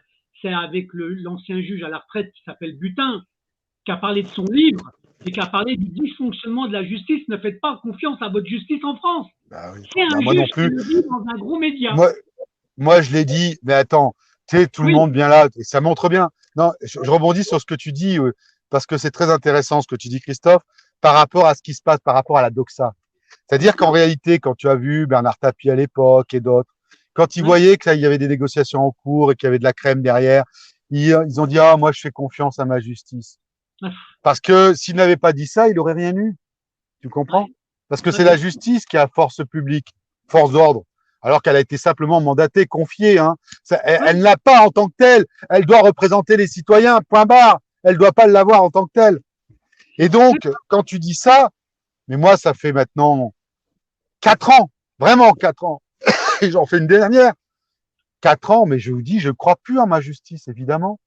Donc, je terminais pour bien montrer que ces gens ne sont plus dans un déni de justice quand ils ne rendent pas ce que je demande. Ils sont dans une complicité en bande. Ils sont associés en bande organisée. C'est plus du déni de justice au sens de oh non, je veux pas. C'est qu'ils savent. Et parce qu'ils savent, ils n'ont rien fait. Ça devient des associés. Ce sont des malfaiteurs associés à une bande criminelle organisée. Et là, c'est plus les mêmes termes. C'est plus simplement de juger sur de déni de justice. C'est juger comme des criminels. Et c'est 10 ans. Mais ils se disent, oh, ma hiérarchie va me couvrir aujourd'hui. Bah non, pas demain. J'ai vécu plusieurs témoignages comme ça où moi je faisais de la fiscalité et que à un moment donné il y avait des gens qui étaient contrôlés et encore une fois, hein, je suis fier de le dire d'ailleurs, hein, parce que quand le fisc français se penchait sur mes clients, eh ben il y a eu 0 redressement. À côté de ça, j'ai vu des fiduciaires et je donnerai pas un nom parce que ça rappellerait quelques noms connus. Il y a eu 17 clients sur une cinquantaine qui ont été contrôlés. J'en avais 100, il y en a eu 0. J'étais indépendant, moi, tout seul. Je faisais pas n'importe quoi. Eux, ils se sentaient tellement forts dans les compagnies, je vais pas les citer, mais dans les grosses sociétés de conseil qu'ils pensaient qu'ils pouvaient faire n'importe quoi. Premièrement. Deuxièmement, l'inspecteur, il pensait qu'il était très fort face à un indépendant comme moi. Et que là, j'ai dit, il faut aller porter plainte, il faut faire ça, ça, ça, ça, ça. C'est ce que le client a fait. Et là, l'inspecteur a été mis en défaut. La hiérarchie.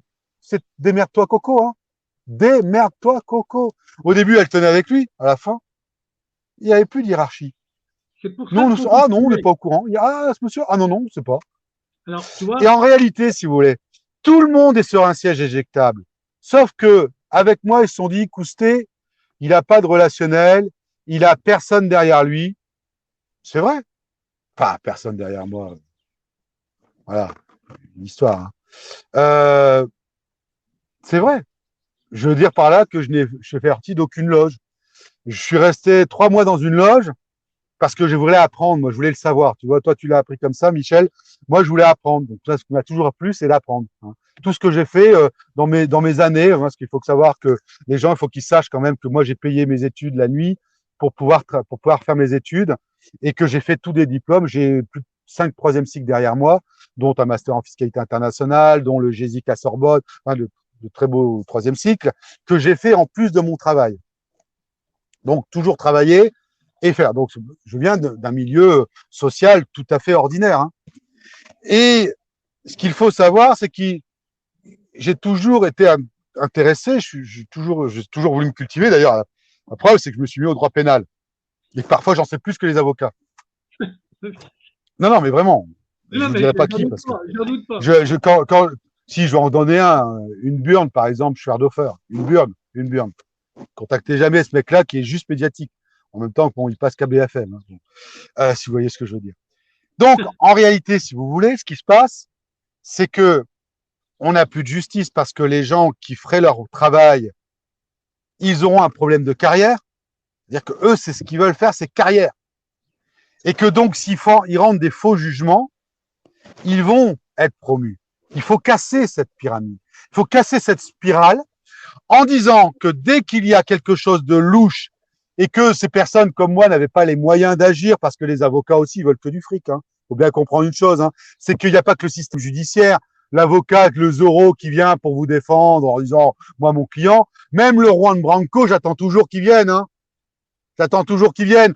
Quand il m'a contacté, j'étais déjà à 5 messages pour lui. Ça faisait 6 mois que je l'avais oublié. Et là, c'est une assistante qui voulait pas prendre un rendez-vous en direct, qui m'a demandé d'aller sur son site. Mais pour aller sur son site et pour prendre rendez-vous avec lui, ça me coûtait 260 € juste pour lui expliquer l'affaire. Excuse-moi, j'ai pas besoin de lui pour lui expliquer l'affaire en ce cas-là. Lui qui se targue d'aller voir les gilets jaunes se défendre. Voilà. Politique, spectacle, showbiz. C'est que du spectacle, ces avocats. C'est ça. C'est tout. C'est que des autres. Alors, je dis pas qu'il fait pas d'affaires, contrairement qu'il fait pas les gilets jaunes, mais c'est que pour les médias. Et là, pourquoi il s'intéresse à mon affaire? C'est pas pour ma gueule, hein. C'est parce que tout simplement, il sait très bien que si un jour, et ça va arriver, hein, si un jour un avocat met Juncker en prison, bien sûr qu'il va y avoir des retombées médiatiques. Évidemment. Évidemment. Surtout que c'est colossal, hein. Il n'y a pas que Juncker. Il y a Juncker, Bilgen, le famille Grand-Ducal. Derrière, il y a Valls. Il y aurait Hollande aussi. Il y aurait Édouard Philippe. Parce que ça a continué les actes criminels en France. Alors, sous le macronisme. Pourquoi ça a continué? Parce que tout simplement, le grand-duc était allé voir Macron en 2018. Il me répondra pas, moi, Macron, comment dirais-je, en mai ou en juin 2017. Par contre, il invitera le grand-duc ou en février 2018, justement, quand il ira en juin 2017 voir Bettel au Luxembourg. Voilà, c'est que de l'intérêt. C'est-à-dire que Macron, il a fait ça parce qu'il avait un deal derrière. C'est-à-dire que, et comme la justice n'est pas indépendante parce que Monsieur Valls s'est dépêché avant de partir parce qu'il savait très bien que pour le Bataclan, il est mal, étant donné que les gendarmes voulaient intervenir bien plus tôt et qu'il leur a interdit. Et que dans mon affaire, j'ai pris des gens qui sont des gens du renseignement ou des flics. Donc, ils savent très bien que les flics sont mêlés à des tentatives d'assassinat. Des flics ou des gens du ministère de l'Intérieur, c'est pareil. Hein. Donc, ils savent très bien. Alors, pour pas faire que, parce que ça, c'est très grave, parce qu'en fait, non seulement je suis dans une affaire de crime, mais en plus, la France a essayé de m'assassiner, alors qu'elle n'avait strictement rien à voir dans cette affaire. Juste pour dire, bah, on va nommer Juncker, ça nous sera intéressant, et ça nous intéressera nous. Coustet, on n'en a rien à foutre de sa gueule. Franck, est-ce que je peux te reprendre la parole pour un quart d'heure? Avec grand plaisir. Parce que ça va te permettre de rebondir après sur ce que tu dis. Ça, je vais aller dans des généralités, mais ça va te permettre de rebondir après. Et ça va permettre aux gens de comprendre. Alors déjà, il y a un truc. C'est aujourd'hui, quelle stratégie on doit adopter face à ce qu'on vit. Parce que c'est pas d'aller foutre un bulletin dans une urne. Aujourd'hui, il faut qu'on soit vigilant sur 3 choses. 3 choses. Premièrement, la dialectique. On est en guerre. La dialectique et la rhétorique. Tout ce qui est utilisé dans les médias pour essayer de nous convaincre et pervertir les faits. C'est faux. On n'est que là-dedans. Bien sûr. Que là-dedans. On est d'accord. Ensuite, on est face à 3 systèmes. Là, politiquement, hein, on est face à 3 systèmes. Oui, on est face au système capitaliste. Donc, le système capitaliste, on est de l'extrême droite jusqu'au centrisme, hein, chez nous en France. Hein, c'est le RN jusqu'au parti centriste, le MoDem, qui entraîne quoi? Le libéralisme classique, l'ultralibéralisme, le néolibéralisme et l'ordolibéralisme, le libéralisme planifié. Ensuite, on a quoi? À côté de ça, on nous oppose le communisme. Les Américains après-guerre, ils ont monté des cellules anticommunistes. C'est quoi le communisme? C'est un capitalisme d'État. Le financier, il s'en fout, lui. Il s'en fout C'est ce qui se passe en ce moment. libéralisme. C'est ce qu'ils veulent faire. Je te coupe juste pour montrer que tout ce qu'on dit est actuel, c'est ce qu'on vit actuellement. Ouais. C'est-à-dire qu'en réalité, ce qu'ils veulent imposer par le NOM, c'est un capitalisme d'État où on te donnera une carte bleue et tu devras dépenser ton argent. Je l'ai vécu. On devra dépenser ton argent comme ils l'entendent. Moi, je voulais mettre de l'essence dans ma voiture. Ma carte bleue était démagnétisée. Donc, je le vis déjà. Quand je dis je vais faire le bouquin, c'est que tout ce que vous allez vivre, tout ce qu'on va vivre, parce que je me mets dans le groupe, hein, tout ce qu'on va vivre, c'est déjà en place. C'est-à-dire que comme je faisais chier le monde, il fallait pas que je me déplace parce que je prenais des contacts avec des avocats. Il fallait pas que je prenne un avocat. Il fallait pas que je puisse éventuellement aller dans tel ou tel coin pour rencontrer des gens. Donc, en réalité, pour te tuer socialement, on t'empêche de circuler. Donc, je ne pouvais pas prendre d'essence alors qu'il y avait de l'argent sur mon compte parce que on arrêtait la transaction. Donc, on me suivait et ensuite, on arrêtait la transaction électroniquement parce qu'on savait où je m'arrêtais dans les stations-service. Et ça veut dire que les centraux, les distributeurs centraux dans les stations-service étaient donc ça veut dire qu'il y a une intrusion dans ce système informatique pour ne pas donner suite à une demande donc au porteur de la carte bleue tel numéro. On y est déjà. Tout à fait. Alors, tu vois, excuse-moi, vas-y. Là-dedans, tu vois, donc tu as le système en clair de Marine Le Pen. Marine Le Pen, son père, il y avait quoi derrière? Il y avait une secte, la secte Moon. Je ne sais pas si tu te rappelles des liens entre le Front National et la secte Moon. Non, alors pour le coup, la culture historique telle que tu l'as, je t'ai déjà dit, hein, tu es très cultivé là-dessus, c'est très intéressant, mais je ne l'ai pas. Non, je savais pas que c'était la secte Moon. De l'autre côté, tu as qui? Les Américains qui étaient derrière, les financiers américains, par le biais de la secte Moon, qui ont fait monter le FN. Tu as, avec l'aide de Mitterrand. Ensuite, tu as les communistes. Les communistes, c'est Mélenchon. C'est Mélenchon, la France insoumise. C'est pas mieux que ce qu'il y a de l'autre côté. C'est pas mieux. C'est le capitalisme d'État. Et entre deux, tu as le système le plus pervers, c'est Macron. C'est sous le pseudo-libéralisme, le capitalisme le plus ultralibéral, c'est celui qui est le plus contrôlé. C'est la perversion totale. Ça, franchement, si vous voulez comprendre ça, récupérez-vous ce bouquin de Bouliane. C'est quoi? La société fabienne. Ah oui, oui. Tout ça a été théorisé là-dedans. Vous comprendrez ce que vous avez en face de vous quand vous avez Mélenchon, quand vous avez le RN ou quand vous avez le Modem ou la Macronie. Vous comprendrez que de toute façon, on ne sortira pas de la merde où on est par les urnes. C'est mort. Aujourd'hui, comment on s'oppose au système? On l'a compris, je crois. Hein? Là, les gens sont en train de pavoiser parce que Mélenchon a gagné. Je rebondis là-dessus. Moi, je dis qu'en réalité, Mélenchon, ils ont très bien joué. Donc, ils avaient déjà prévu l'élection de Macron, alors que Macron était éliminé au premier tour et qu'au deuxième tour, il avait 30%. Milieu de renseignement. Derrière ça, il fallait pas qu'on puisse éventuellement dire aux gens qu'ils allaient péter un câble plus vite, donc il fallait les maintenir en situation. Oh, c'est génial! On va se retrouver en fait en comment on dit, c'est quoi ce terme de quand on a deux oppositions en fait de politique. Comment? Un ballottage? Non, c'est ce qui s'est passé. La thèse et l'antithèse. Non, ce qui s'est passé là avec Jacques Chirac sur Mitterrand là quand il était Premier ministre. La cohabitation. La cohabitation, merci. Vous voyez comme quoi ils m'ont niqué la tête avec les ondes électromagnétiques. Hein. Ah non, je vous assure que c'est vrai, ils m'ont niqué la tête parce qu'avant, j'avais pas de problème de son comme ça. Hein. Et ça va être encore pire maintenant avec la 5G. Et donc, en fait, ce qu'il faut dire là-dedans, c'est que, effectivement, je voulais juste le dire parce que c'est très, très, très important pour que les gens n'espèrent pas quoi que ce soit de ce gouvernement, puisque en réalité, Mélenchon est de toute façon franc-maçon. Ils avaient déjà prévu comme Premier ministre.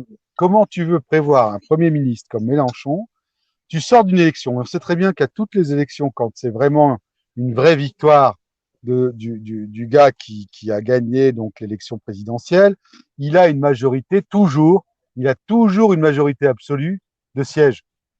Donc, comment tu peux expliquer si peu de personnes qui sont réunies pour pouvoir fêter sa victoire, et comment tu peux autant, enfin, de dire qu'en réalité, on a déjà prévu un Premier ministre de cohabitation, alors que dans tous les cas de figure, ça ne s'est jamais vu autrement. Quand un président gagnait franchement, il avait toujours une franche majorité pour lui. Pas forcément quand il était entre les deux élections, parce que souvent, quand il fait des réformes entre les deux élections, il peut arriver des cohabitations.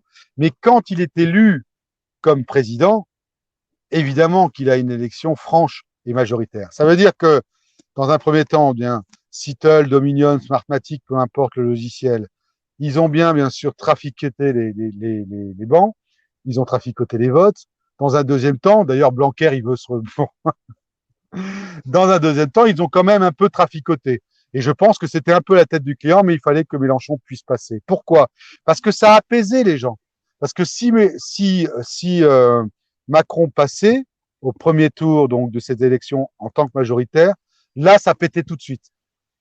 Là, il faut les calmer un petit peu. Il y aura le soleil et les nanas, comme dirait l'autre. Et puis, on va arriver en septembre, octobre. C'est en octobre que ça va commencer à prendre du plus. Ça. Et tu vois bien qu'en fait, tu parlais des sociétés fabiennes et Fabius en fait d'ailleurs partie de la société fabienne. Hein. Il faut le savoir. Hein. Hollande et donc, aussi, hein. Hollande. Comment Hollande. Oui. Donc, Hollande avec une personne tu vois bien que ces gens qui sont élus, comment dirais-je, n'ont rien à voir par rapport au fait qu'ils aient monté les grades et qu'ils étaient super forts. J'écoutais un reportage qui n'a pas duré longtemps dans une revue où Hollande expliquait ce qu'il allait faire de sa journée quand il était délégué de je sais pas quoi. Il foutait rien, quoi. Il rendait des rapports, il faisait des petites annotations. Pour être payé, il disait 3 000, 4 ou 4 000 balles à l'époque. 4 000 euros, je sais plus quoi. Donc, tu vois bien que ça n'a rien à voir. Et ça, d'ailleurs, il faut bien le préciser aux gens. Les gens qui sont aujourd'hui élus ne sortent pas de n'importe où. Ils sortent de quelque part, c'est-à-dire d'une société de l'ombre qui, bien entendu, vient très rapidement, qui est venu après la Seconde Guerre mondiale. Par exemple, c'était les sociétés de Malte pour le Grand-Duc, enfin, les Russies prussiens, qui vient de Bavière, hein, quand c'était après 45. Donc, tu vois bien que ce soit les rois ou les grands-ducs ou les choses comme ça, ces gens-là, c'est par leur naissance, c'est par leur ADN. Pourquoi on a voulu faire les tests Covid? Parce qu'en faisant les tests Covid, ils ont pris l'ADN des gens. Et en prenant l'ADN des gens, ils savent exactement à qui ils ont affaire. Il faut le savoir. C'est-à-dire qu'ils savent si déjà tu es un humain ou un extraterrestre, ça c'est une réalité, mais aussi de quelle descendance. Et j'en veux pour preuve, pour ceux qui nous regardent, et je vous invite à nous regarder souvent parce qu'il y aura beaucoup de choses à dire, j'en veux pour preuve, à Sud Radio, il y a une femme, une journaliste, une ancienne journaliste, alors ne me demande plus le titre parce que je me souviens plus, mais on se retrouve très vite. Hein. Une femme une femme qui donc déclarait, qui a écrit un livre, qui déclarait que son fils a voulu pour son anniversaire à un moment donné avoir un test, donc ADN. Elle a refusé dans un premier temps, elle a accepté dans un deuxième temps, et elle s'est aperçue en ayant les résultats du nom de son vrai père qu'il était autre que le collègue de travail de sa mère. Donc vous imaginez quand même qu'elle a balancé ça, un test ADN qui n'avait aucune vue, hein, dans un système qui lui a donné ses origines, mais pas seulement ses origines, le nom de celui qui était son vrai père, avec son nom, quoi, je veux dire, marqué dessus. T'imagines le scoop? Et là, elle ne le savait pas, elle. Hein.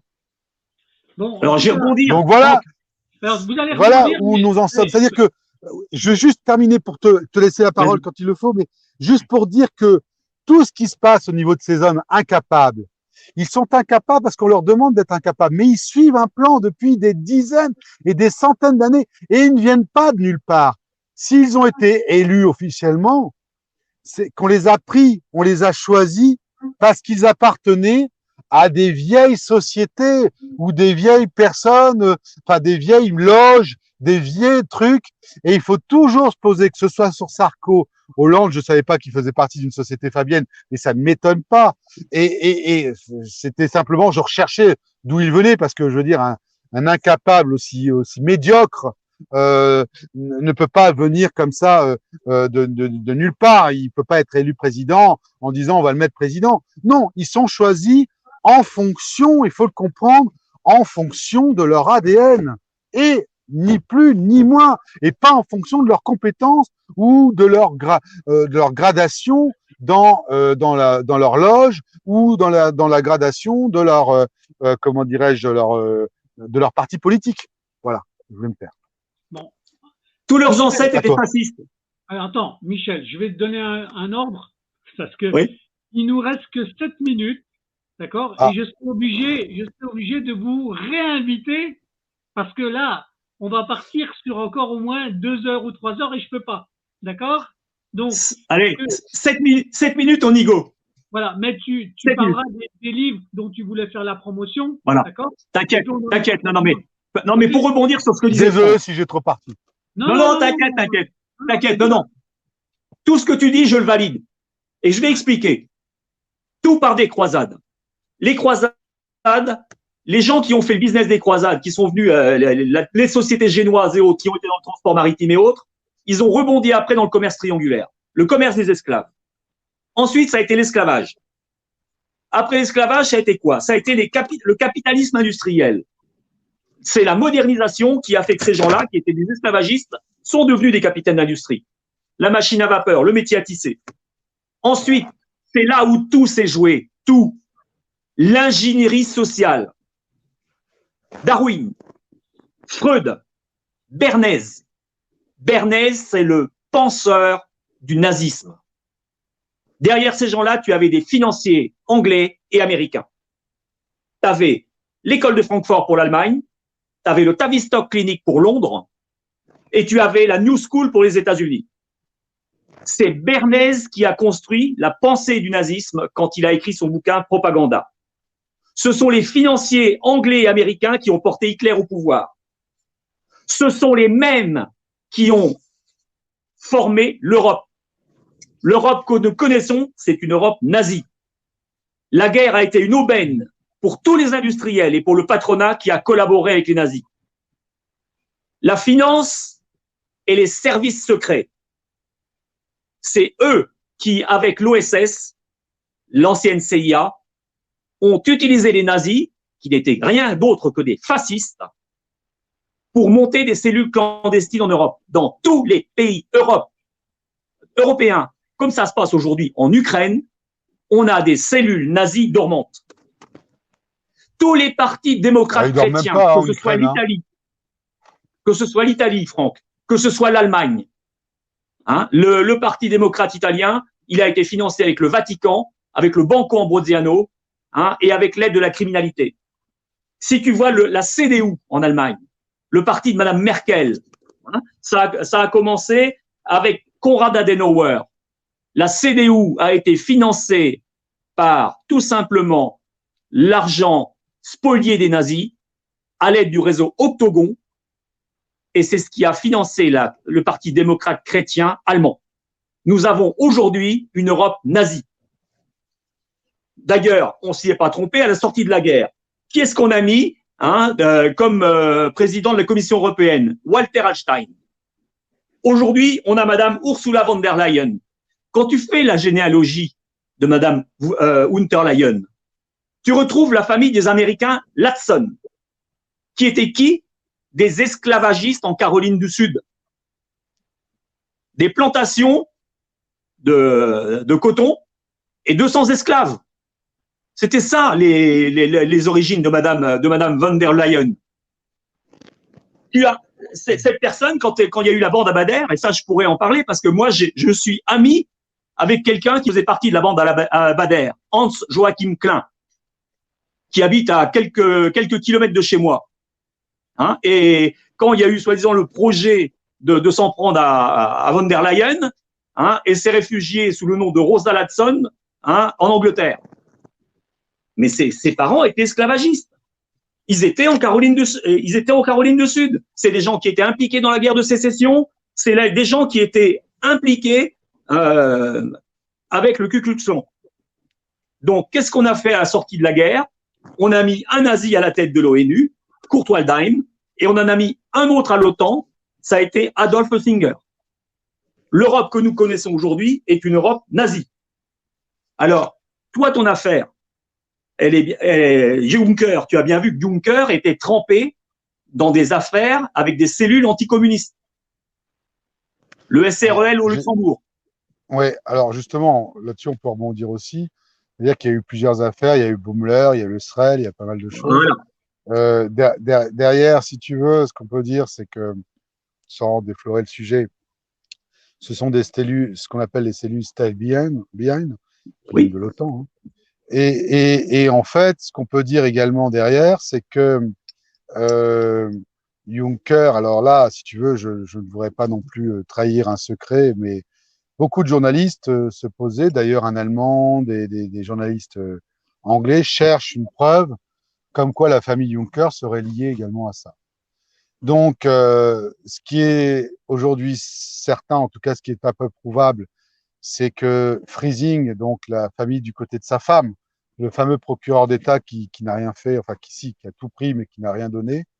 Donc, Monsieur Friesing est effectivement lui aussi mêlé, en tout cas a eu également des ressentiments dans ce cas-là. Donc, tu vois bien qu'au niveau de la justice, par exemple, au Luxembourg, alors je ne connais pas Serge Wagner, je ne vais pas m'avancer là-dessus, je ne tiens pas à être attaqué en diffamation parce qu'il y en a déjà suffisamment, mais en tout cas, il y a eu 2 personnes qui ont été demandées, enfin, il y a eu 3 journalistes qui ont demandé des choses sur 2 personnes, comme par hasard, Monsieur Jean-Claude Juncker et Monsieur Jean-Paul Friesing, concernant justement leur passé éventuellement avec le fricotage des nazis. Voilà ce que je sais aujourd'hui, puisque ça a été des demandes qui ont réellement été faites à mon encontre. J'ai dit, moi, je ne suis pas du tout au courant. Moi, je viens par rapport à une affaire privée.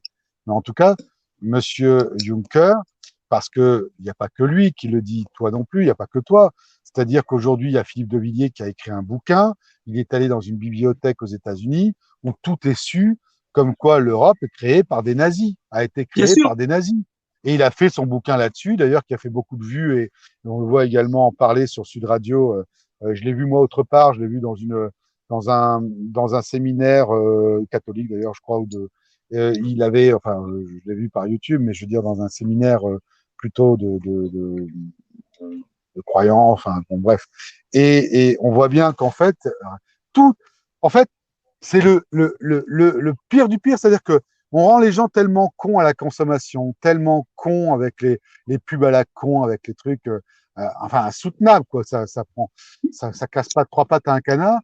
Donc, ils voient même pas que tout y est, c'est-à-dire que ils ne se cachent même pas d'être dans un ancien nazi ou d'avoir créé l'Europe comme ça. Ils se cachent même pas de leurs intentions. Schwab, il se cache pas de ses intentions. Donc, tu vois bien que si tu veux, aujourd'hui, ils se sentent tellement impunis parce qu'ils ont tous les contrôles policiers, contrôles judiciaires, militaires, politiques. Donc, ils s'en foutent de dire la vérité. Parce que toi, petit mec, ou moi, petit mec qui arrivons là, on va pas, même si on joue les éléphants dans un magasin de porcelaine, on va pas leur casser la boutique, quoi. Donc, c'est ça le problème, oui, c'est que moins les gens sont... En 2 secondes, Franck, ce que les gens ne savent, ignorent totalement, c'est que tout le patronat français, toutes les têtes au Luxembourg, ces gens-là, en fait, utilisent notre pognon, le pognon qui nous est spolié à travers la casse de nos entreprises, pour financer ces réseaux-là. Parce que la fameuse lutte anticommuniste, c'est pas de la lutte anticommuniste au sens où on l'entend, c'est de la lutte pour préserver leurs avantages pour le système libéraliste. Ça n'est que ça, pour protéger leurs privilèges. En France, le patronat, tu n'imagines pas le rôle du patronat, les fonds clandestins qui ont été pour tabasser la gueule des syndicalistes pour pouvoir maintenir leurs privilèges. Ça n'a été que ça. Donc, il faut faire très attention quand on parle de lutte anticommuniste américaine. En fait, ça n'a été que pour protéger leur système libéraliste et péter la gueule des indépendants et des gens comme nous. Et notre fric sert à financer ça. Alors, voilà. Moi, je ne peux pas te répondre là-dessus parce qu'encore une fois, je ne veux pas être attaqué en diffamation ou en propos mensongers parce que il y a déjà des choses qu'on sait dont ils ne se privent pas de dire et de publier. Donc, je n'ai pas ta culture non plus et je tiens à être très modeste vis-à-vis de toi parce que je sais que tu en connais beaucoup et tu connais vraiment les causes. Simplement, ce que je peux dire, évidemment, c'est qu'en réalité, si tu veux, les gens ne lisent plus, justement. Tout est écrit, que ce soit la dépopulation, que ce soit leur virus, que ce soit. Mais les gens ne veulent pas y croire parce qu'ils ne veulent pas croire qu'en réalité l'État n'est pas là pour les sauver ou la justice n'est pas là pour les sauver, mais juste essayer de les soumettre. Voilà, de les soumettre et de leur faire peur. Et donc le vrai problème qui se pose aujourd'hui, c'est que tant qu'on n'aura pas suffisamment de gens qui se réveillent, qui continueront à voter pour coquilles vides ou pour qui continueront à voter tout simplement alors que ce n'est pas du tout représentatif de ce que les gens pensent, eh ben, on ne sortira pas du système. Sauf que s'ils ne prennent pas conscience rapidement, il y a des guidelines là, hein, c'est que là, on va arriver donc à un système de dictature qui sera insoutenable parce qu'en fait, on va te dire comment et quand il faudra pisser. Et là, peut-être que les gens s'en sortiront. Et encore, ils diront, bah, si l'État le dit, c'est que il a bien fait. On est arrivé à un tel abrutissement des populations, des citoyens, qui ne comprennent même pas que ça n'a rien à faire. Alors, c'est vrai que le Covid était là, soi-disant, pour réveiller. Alors, toujours en double sens, hein. Mais oui, on l'a fait pour vous réveiller, pour prendre conscience que on pouvait pas raconter n'importe quoi. Mais ils vont recommencer. Ils vont recommencer parce que dans tous les cas de figure, ils ont voulu essayer, certes, mais ils ont voulu essayer pour gagner. Ils n'ont pas voulu essayer juste pour nous montrer et prendre conscience qu'on pouvait arriver là. Ils ont juste voulu gagner. Et ils en sont pas loin, encore une fois, parce que ça va revenir. Hein. Cet hiver, ça va être la grippe de la, je sais pas moi, de la moule, ou ça va être effectivement la fièvre du laurier. Enfin, voilà, ça va être que ça maintenant. Ça a marché une fois, je vois pas pourquoi ça marcherait pas une deuxième fois. Surtout qu'il y a toujours des cons en ce moment qui se mettent des masques dans la rue. Hein. Donc voilà. Et c'est pour ça que je te dis que tout est lié, mais que il faut savoir que le pouvoir judiciaire, c'est un pouvoir de contrôle sur les gens parce que quand on dit des vérités comme ça, on peut être poursuivi, non pas pour nos mots, mais ils vont essayer de trouver des choses contre nous pour essayer délibérément, ce qu'ils ont fait au Luxembourg, hein, en me mettant en prison, parce que j'avais soi-disant plus accès, je ne devais pas venir à voir ma constitution de partie civile, étant donné que j'étais interdit de séjour. Donc ils ont le droit de tuer, ils ont le droit de détourner, ils ont le droit de tuer, ils ont le droit de cacher, mais mais toi, tu n'as pas le droit de venir voir. Donc, tu vois bien qu'on est dans l'inversion des valeurs. Et c'est le problème de toute cette inversion des valeurs, c'est en réalité quand tu te rends compte que en fait tout est un vaste théâtre et que pour pouvoir le changer, c'est qu'il faut véritablement que les gens prennent conscience qu'ils sont dans ce théâtre. Alors ils le vivent le théâtre, mais ils pensent que c'est normal parce qu'on leur a dit que c'était normal et que c'était comme ça et que bien souvent ils ne remettent même pas en cause la situation de ce que les juges peuvent décider et de ce qu'ils pourraient faire. Voilà. Donc c'est pour ça qu'en réalité, il faut prendre conscience. Et il faut travailler sur la justice. Parce que si on avait cette justice qui était issue du peuple et en choisissant les gens et en disant, voilà, le juge, il vient de telle origine, de telle chose, et il peut vous faire ça, mais il pourrait aussi vous faire ça. Bah, les gens ne voteraient pas forcément pour lui par rapport à des idées politiques, mais ils voteraient pour lui par rapport à ce qu'il est réellement, ou ce qu'il a fait même, ou ce qu'il n'a pas fait d'ailleurs. Et donc, on arriverait avec un corps de citoyens, on va dire, qui connaissent quand même un peu les choses, on arriverait à un rétablissement avec un pouvoir indépendant. Mais on veut surtout pas que le pouvoir soit indépendant. Parce que le jour où le pouvoir est indépendant, le pouvoir judiciaire, pardon, est indépendant, il en est fini de ces politiques. Et il en est fini de ces conneries-là. Et ils le veulent surtout pas. Donc, ces judiciaires, ces hommes et ces femmes, eux, ce qu'ils veulent, c'est comme tout le monde, vivre tranquille. Ils veulent élever leurs enfants, avoir de l'argent, avoir une maison. Et donc, en fait, on est dans la consommation parce que ils ont arrêté de lutter. Mais tout le monde a arrêté de lutter. Ceux qui luttent encore, c'est des gens comme moi parce qu'ils s'aperçoivent qu'on tourne en rond et que, bien entendu, les générations à venir ne vont pas, et parce que j'ai été bien sûr, parce que j'ai été aussi dans la précarité, donc j'ai pu constater, en le vivant, ce qui se passait réellement. Mais c'est surtout parce qu'on se rend compte que les dés sont pipés à ce moment-là. Jamais j'aurais dû être dans la précarité. Jamais j'aurais dû avoir des rendus de jugement comme ils ont rendu. Mais j'avais pas de bon avocat, j'avais pas de moyens, j'étais indépendant. J'en suis fier d'ailleurs. Hein. Ah, donc tu tombes. Comme toi, très certainement, Christophe. Comme toi, J'ai Michel. vécu tout ça, j'ai vécu tout ça. Donc, On a Ah tous oui. vécu, hein. On a tous vécu la même chose. Voilà, donc, j'ai vécu Oui. tout ça. Donc là, Parce qu'on n'était messieurs, pas groupés. On a la chance aujourd'hui d'avoir Internet et de pouvoir se grouper et de faire des petits et de venir avec tous ces petits pour dire ah non, ça suffit, alors, dégagez. justement, comme on a Internet, ce que je vous propose, moi, c'est de vous redonner un rendez-vous le mois prochain. Comme ça, on fait un autre épisode et on regarde où on est la situation. On fait un point d'orientation. Est-ce que ça vous conviendrait? Parce que là, Bien je sûr. dépasse mon timing depuis un moment déjà. D'accord? Non, mais il n'y a aucun souci, hein. D'accord? Puis c'est surtout, Est-ce que tu es d'accord aussi, Franck? Ah oui, oui, moi je suis complètement d'accord. D'accord. Faut même pas me Donc, demander. Mais moi, je veux des choses concrètes parce que je vais juste terminer par là parce que c'est intéressant. Je vais vous donner encore une petite info. À un moment donné, Karl Brusa voulait que je travaille pour lui. Puis comme j'étais toujours emmerdé par mon affaire, j'ai pas travaillé. J'ai travaillé beaucoup même. Travaillé des nuits entières pour lui. Et puis je lui ai pas rendu le travail parce que je suis filé sur mon autre travail. Je voulais faire un travail bien fait. J'ai pas fait un travail bien fait. Mais pour vous dire qu'on peut faire des changements. Mais très vite, je me suis rendu compte de tout ce qui était Fondation China, enfin tout ça, j'ai vu ça. Mais j'ai surtout vu un truc qui va vous faire rire et qui va vous faire rebondir sur le fait que, en sachant et en diffusant, plus on les montre au soleil, et plus, bien entendu, ils seront ils seront obligés de faire leur travail, voire ils seront obligés de faire la loi. J'en prends pour exemple Martin Blachier. Martin Blachier qui, dans un premier temps, pour l'histoire du Covid, a commencé à dire qu'il fallait vacciner tout le monde, que c'était obligatoire, qu'il fallait chercher les gens. Donc, un discours très dur. Vous vous souvenez de ça? Ouais, il a changé. Puis les gens, puis les gens d'un seul coup se sont rendus compte qu'il avait changé. Savez-vous seulement pourquoi il a changé, Martin Blachier? Parce que j'avais découvert, et vous pouvez vérifier, hein, vous vérifierez après la fin de l'émission, et tout le monde, tous ceux qui nous regardent, vérifieront, j'espère. Et désolé s'il y a du soleil, si je suis dans ma bagnole, tout ça, j'ai voulu répondre immédiatement, mais bon, voilà, je voulais quand même faire un petit aparté, mais je vais répondre à l'essentiel.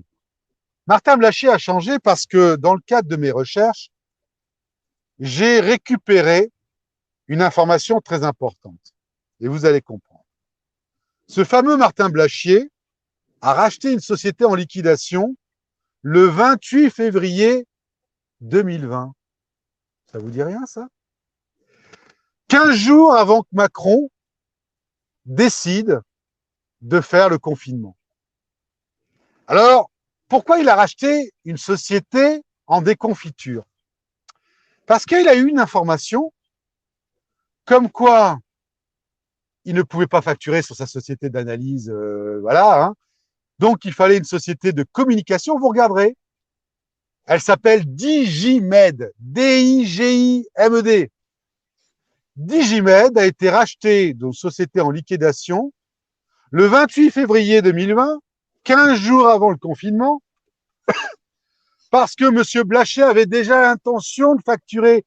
Il savait déjà que BFM allait l'appeler pour facturer. Et à partir de ce moment-là, j'ai commencé à le diffuser sur mon Twitter. D'ailleurs, Pierre Jovanovic, qui me suivait, parce que depuis, ils m'ont arrêté mon Twitter. Je suis sur G2TR, hein, je vous le dis, parce que Twitter, c'est fini pour moi.